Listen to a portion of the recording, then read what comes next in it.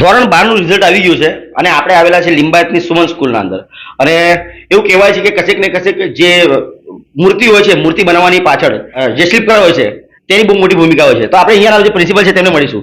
જી, આપનું નામ? અવિનાશ પાટીલ. જી સર, કેવું રહ્યું રિઝલ્ટ? અમારો સુમન હાઈસ્કૂલ નંબર 5 નો રિઝલ્ટ આ વર્ષ 2026 નો 100% આવ્યો છે અને છેલ્લા 3 વર્ષથી આપણે સુમન હાઈસ્કૂલ નંબર 5 નો રિઝલ્ટ 100% જ આવે છે. બધા વિદ્યાર્થી જે પરીક્ષા આપે બધા પાસ થાય છે. આપણે હેટ્રિક થઈ આ વર્ષે. સાહેબ, હજી 100% રિઝલ્ટ આવે છે તેના પાછળનું મેન કારણ શું છે?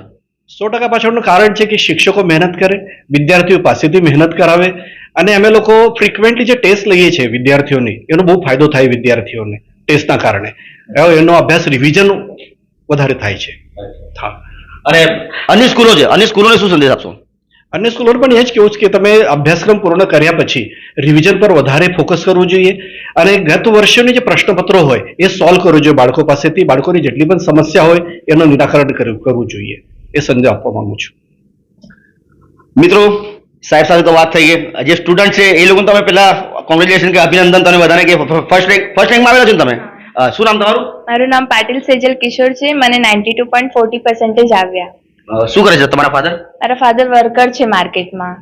તમારું નામ? મારું નામ જાદવ અપેક્ષા રૂપેશ છે. મારે 91.71 આવ્યા છે. શું કરે છે પપ્પા? વર્કર. ભાઈ તમારું?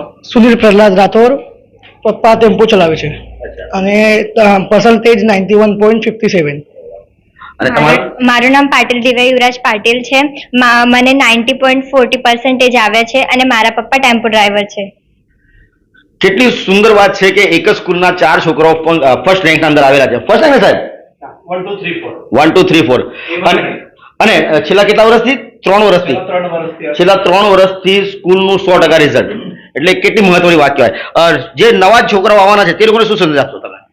હું તો આ લોકોને એક જ સંદેશ આપશું કે વારંવાર તમે તમારા અભ્યાસ પર જ ધ્યાન આપજો અને વારંવાર રિવિઝન કરજો અને તમને કંઈ પણ પ્રોબ્લેમ હશે તો ઓનલાઈન અથવા તો તમારા શિક્ષકો પાસેથી આ ટાઈમ પર જ સોલ્વ કરી લેજો.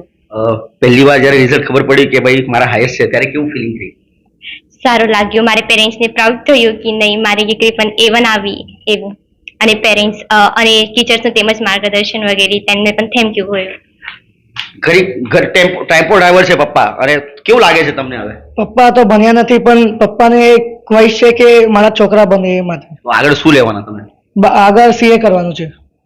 અને તમે શું કહેશો મમ્મી પપ્પા વિશે? મારી પપ્પાની તો ઈચ્છા છે કે મારી દીકરી ભણીને બહુ મોટી થવી જોઈએ એમ. તો હું એવું જ કહું છું કે મારા પપ્પા મારા માટે જે કરે છે હું એમને મારા અભ્યાસથી બધું હાસિલ કરી દઉં. તો મિત્રો, આજે આપણે એક વસ્તુ તો ખબર પડી ગઈ કે છોકરાઓ કરતા છોકરીઓ હંમેશા આગળ હોય જ છે. જ્યાં એક તરફ એક છોકરો છે અને એક તરફ 3 દીકરીઓ છે એટલે લડકીઓ સે કમ નહીં હૈ. હું અમિત પાટીલ, અભય ટાઈમ્સ, સુરત.